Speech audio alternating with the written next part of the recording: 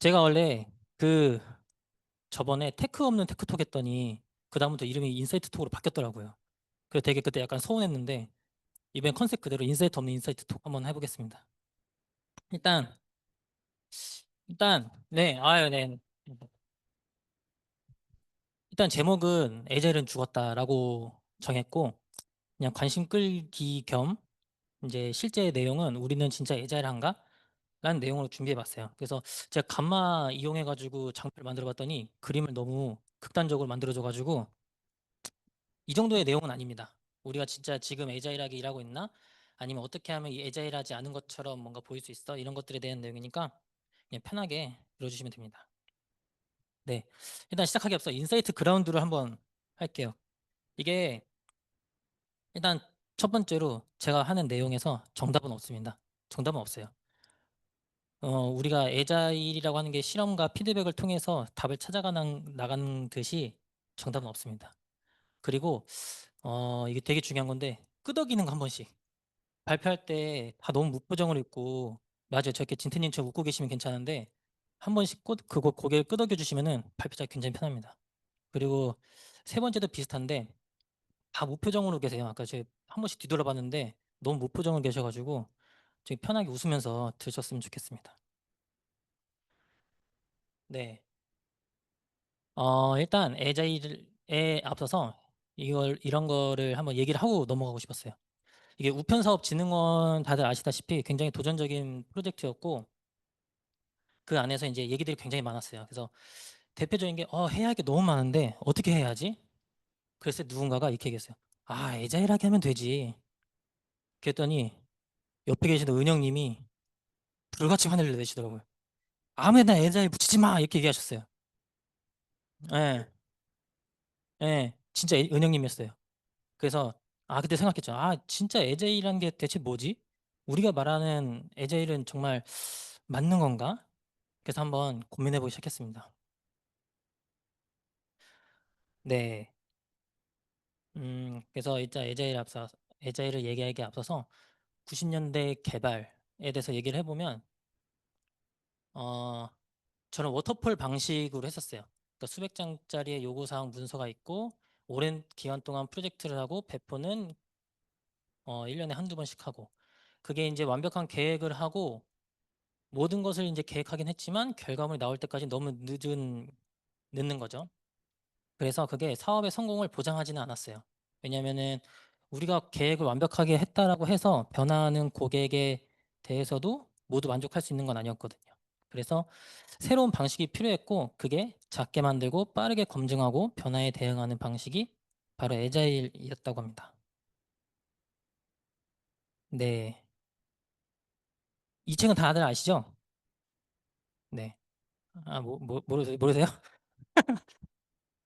이거 제가 발표가 너무 빨리 끝날 것 같아가지고 제가 제 사담을 하나 하자면 제가 공군을 나왔고 거기 항공 소프트웨어 지원소라는 데 나왔습니다. 엄청 멋있죠. 예.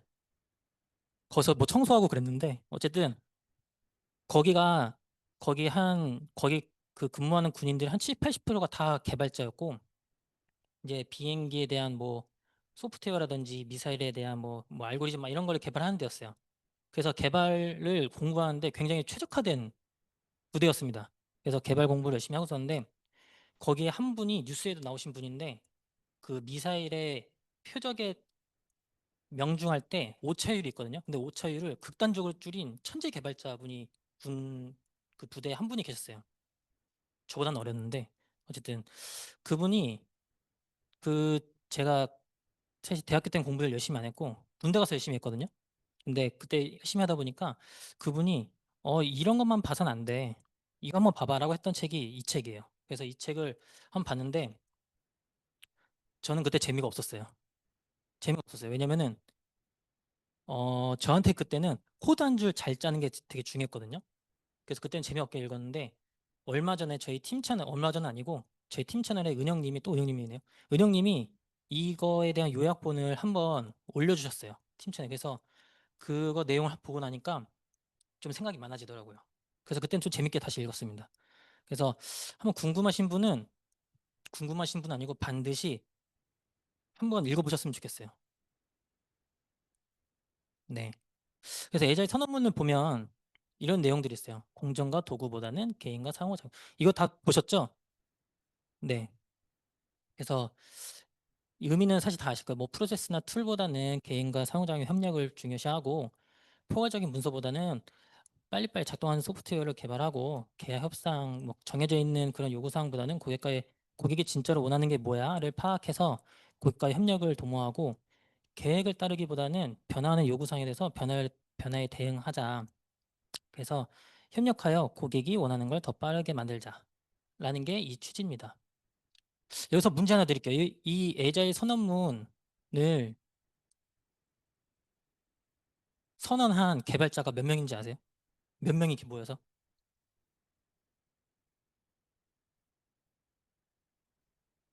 아, 객관식이요? 이 그림에 나 있긴 한데 맞아요. 맞아요. 맞아요. 네, 17명이요. 이게 17명 아니거든요. 예. 누가 맞추셨지? 아, 이거 역시 EM. 예. 하여튼 네. 네. 그래서 음 이제 오케이. 우리가 에자일의 철학은 알겠어. 그러면은 이거를 뭔가 구현하는 방법론이나 뭐 프레임워크가 있을 건데 그거에는 뭐 스크럼도 있고 엑스피도 있고 kanban도 있고 다양하게 존재해요. 근데 우리가 어떤 방법론이나 프레임워크를 이용해서 에자일을 따라가고 있을까요?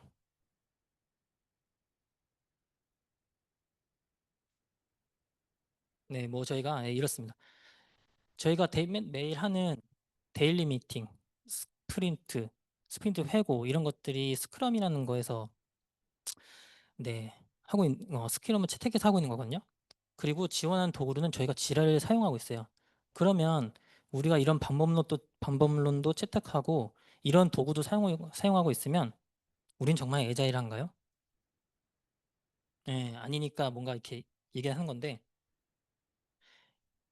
어, 한 번씩 이런 거 한번 생각해 봐야 될 것 같아요. 어, 데일리 스크럼이라는 이벤트, 죄송합니다. 제가 여기 앞서서 그 스크럼이라는 거에는 이벤트라고 하는 것들이 있어요. 그래서 그 이벤트들에 대해서 항목별로 이렇게 하면 에자일에서 멀어져 라고 하는 거 정리해 본 거예요. 데일리 스크럼이 있는데 저희가 맨날 하죠. 근데 이게 원래는 팀이 협업 상태를 체크하고 장애물을 공유하고 그 장애물을 돌파하기 위한 협업에 대한 시간을 갖는 건데 그게 아니라 보고 회의가 되면 안 돼요. 그래서 어, 어제는 제가 이거 했고요. 오늘 이거 할 거예요. 이렇게 하면 공유하면 안 되는 거고. 스프린트라는 거는 작은 단위라도 고객이 당장 써볼 수 있는 결과물을 만드는 타임박스로 정의하지만 그게 아니라 미니 워터폴이 될 수 있어요. 그래서 계획하고 개발하고 테스트. 그냥 그 워터폴 방식을 주기만 짧게 해서 하는 방식으로 하면 안 된다는 거죠. 스프린트 회고는 이제 우리 팀의 일하는 방식을 개선하기 위한 대화를 하는 자리인데 이게 그저 불만 토로. 그러니까 어떻게 하면 좋을지 모르겠지만 이건 불편해요. 또는 이제 의미 없는 칭찬과 격려 그런 것들이 에이자에서 멀어지게 하는 거라고 합니다. 음. 그리고 하나, 요거 어, 제가 이 장표를 넣을까 말까 엄청 고민했어요. 진태님이 싫어하실 것 같아가지고 엄청 고민했는데 의미는 뭐냐면 사실 우리가 그 방금 스크럼에 대한 스크럼 이벤트에 대해서 제가 얘기했던 건 방법론에 대해서 잘못 적용하면 안 돼라는 얘기였고 이거는 우리가 지라는 에이자일 방법론을 뭔가 지원한 도구를 사용하고 있지만 지라 사용하면서도 이런 거는 조심해야 돼라는 내용입니다. 어, 다들 스토리 포인트 굉장히 중요시 생각하잖아요. 음. 근데 사실 스토리 포인트는 속도계거든요. 작업의 상대적인 크기를 추정하는 단위라서 난이도나 노력이나 불확실성을 종합적으로 표현하는 거예요. 그래서 이 팀은 이 정도 속도로 달려가구나. 저 팀은 저 정도 속도로 달려가구나. 이런 상대적인 거를 측정하는 지표인데 지난번에 100포인트 했으니 이번 200포인트 해보자 라고 하면 이것만을 목표로 하면 문제가 생긴다는 거죠. 이거는 성과 관리 지표 방식이에요. 그래서 진태님이 한 번씩 그 코멘트 달아주시는 거 보면 이런 게 되게 많아요. 왜? 어떻게 했어? 이런 질문 많거든요. 그게 저런 100포인트를 200포인트를 올리자라고 하는 게 결과적으로 목표는 맞지만 우리가 중요한 건 숫자가 아니라 어떤 방식으로 협업하고 피드백하면서 가치를 만들어내는가를 꾸준히 고민하자라는 의미입니다. 네. 아, 이거 너무 분위기 딱딱한 것 같아서 그냥 제 아들 사진 한번 넣어봤어요. 이게, 이게 너무, 이게 다, 예. 이게 인사이트 그라운드를 다 잊으셨어요. 지금 웃으면서 하기 뭐 이런 거 다 잊으셔가지고. 예. 예. 많이 비슷합니다. 네. 그래서 에자일은 무슨 방법론을 채택하고 무슨 도구를 이용해서 일을 진행하는지도 중요하지만 그게 다가 아니라는 거죠. 에자일이 성공하려면 문화가 성숙해야 돼요.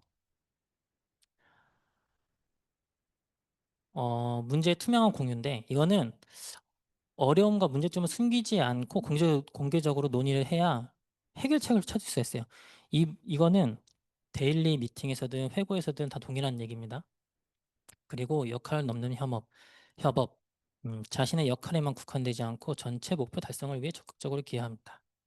그리고 빠른 피드백, 작은 단위 결과물을 만들어서 자주 공유하고 즉각적인 피드백을 통해서 개선한다. 이러한 문화나 태도가 뒷받침되지 않는다면 결국 저희는 에자일 한 척 하는 것에 불과할 것 같아요. 음, 그래서 이거는 이제 조심해야 될 건데 회의가 많다고 사실 협업은 아니에요. 이게 진정한 협업은 그러니까 형식적인 뭐 미팅이 아니라 그리고 숫자로 채우는 미팅 횟수가 아니라 뭔가 서로에 대해서 신뢰하고 목표를 공유해서 그 목표를 어떻게 돌파할 수 있을까에 대해서 얘기를 하는 협업이 중요합니다. 그리고 도구가 많다고 투명한 게 아니에요. 그러니까 투명성은 도구나 이런 거에 의존하지 않고 저런 실수를 인정할 수 있는 심리적인 안정감에서 비롯돼요. 그래서 결국에는 사람과 문화다. 에자일은 뭔가 어떠한 방법론이 아니라 마음가짐인 것 같아요. 팀의 자율성이나 책임감, 지속적인 학습 문화가 핵심이라고 할 수 있을 것 같습니다. 너무 빨리 끝날 것 같죠? 네. 그래서 이제 어떻게 하면 좀 더 에자일하게 할 수 있을까? 어유, 네. 벌써 마무리가 나온. 예. 일단 목적부터 명확히 해야 돼요. 에자일을 왜 도입하려고 하지? 팀 전체가 합의해야 돼요. 근데 저희는 일단 합의가 됐잖아요. 에자일 하기로 했으니까. 그럼 일단 그건 넘어갔고 그러면 맞춤형으로 적용한다. 이게 사실 앞에서 어떤 걸 조심해야 되고 어떻게 해야 에자일하게 일할 수 있어라고는 얘기하지만 사실은 모든 팀에 맞지 않아요. 왜냐면은 팀이 어떠한 거를 중요하게 생각하고 어떠한 걸로 어떠한 것을 지금 목표로 해서 달려가고 있는지가 사실 다 다르기 때문에 그 팀에 맞춰서 문화를 맞춰 가야 돼요. 그 피드백 순환 만들기 이거는 계속 나오는 얘기인데 작게 시작해서 배우고 개선하고 다시 시도하는 과정이 중요하고 저 심리적인 안정감. 네. 저는 저게 되게 중요하다고 생각해요. 이 데일리 미팅에서 아까 전에 얘기했던 것처럼 제가 오늘 이거 했고 내일은 이거 할게요만 말하는 거가 그렇게 되는 이유 중에 하나가 뭔가 되게 실수를 두려워하고 솔직하게 말할 수 없기 때문이라고 생각하거든요. 네. 그래서 형식보다는 가치에 집중하고 프로세스보다는 문화를 중요시하는 게 중요하다라고 정리했습니다. 네.